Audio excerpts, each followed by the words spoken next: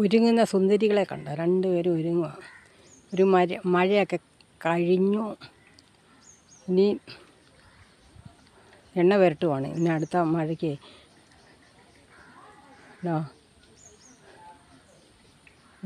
എണ്ണ പുരട്ടുന്നത് കണ്ടോ?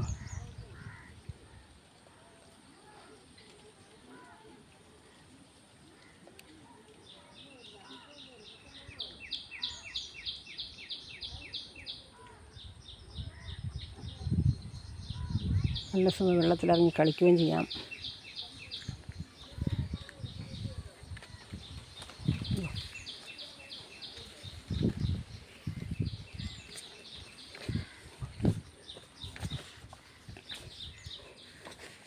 ഇത് കായലിലെ കക്കായാണ്. കായലിലെ കക്കായാണ്, ഇറച്ചിക്കക്കായാണ്.